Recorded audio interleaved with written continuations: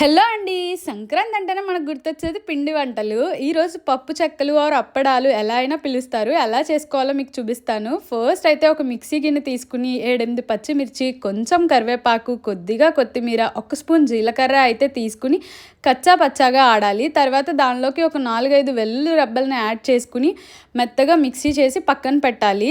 దీని main ingredient వచ్చి వరిపిండి. So వరిపిండి అయితే తీసుకుని దానిలోకి 1 స్పూన్ కారం, 1 స్పూన్ ఉప్పు అయితే యాడ్ చేసుకోవాలి. మనం మిక్సీ చేసి పెట్టుకున్న పచ్చిమిర్చి పేస్ట్ని, అలాగే 1 స్పూన్ జీలకర్ర, ముందుగా 1 గంట సేపు నానబెట్టుకున్న శనగపప్పు, అలాగే పెసరపప్పు యాడ్ చేసుకోవాలి. వీటిలోకి వేరుశనగ గుళ్ళు కూడా యాడ్ చేస్తారు, కావాలంటే యాడ్ చేసుకోవచ్చు. అలాగే కొద్దిగా ఆయిల్ పోసి పౌడర్ లాగా అయితే కలుపుకోవాలి.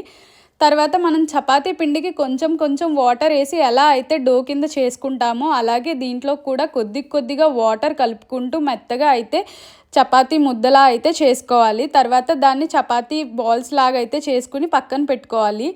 ఒక ప్యాన్లోకి ఆయిల్ అయితే తీసుకోవాలి వీటిని ఫ్రై చేసుకోవడానికి. ఆయిల్ కాగేలోపు ఒక కవర్ అయితే తీసుకుని దానికి ఫుల్గా ఆయిల్ అయితే రాసుకోవాలి. యాక్చువల్లీ ఆయిల్ ప్లేస్లో బటర్ కూడా యూస్ చేస్తారు. దాటిని బటర్ చెక్కడాలు అని అంటారు, బయట షాప్లో దొరుకుతాయి. సో రౌండ్ షేప్ ఈజీగా రావడం కోసం మేము ఇక్కడైతే ఒక లోటాకి కవర్ వేసి దానికైతే ఆయిల్ రాసి ఈజీగా ఇట్లా ప్రెస్ చేస్తుంటే రౌండ్ షేప్ అయితే వచ్చేస్తున్నాయి. ఈలోపు మన ఆయిల్ ఆల్రెడీ కాగిపోయింది కాబట్టి దాంట్లోకి మనం ఆల్రెడీ రౌండ్ షేప్లో వచ్చిన అప్పడాలు అయితే ఒక్కొక్కటిగా వేసి యాడ్ చేసాము. అప్పడాలు మంచి గోల్డెన్ బ్రౌన్ కలర్ వచ్చిన తర్వాత బయటకు తీసేసుకోవడమే. ఆయిల్ తక్కువ పీల్చుకోవాలని ఇక్కడ మేము ఒక జల్లెడ పెట్టి దాంట్లో అయితే యాడ్ చేసాము. సో టేస్ట్ అయితే సూపర్గా వచ్చాయి అండ్ క్రంచీగా కూడా ఉన్నాయి. మీరు కూడా తప్పకుండా ట్రై చేయండి.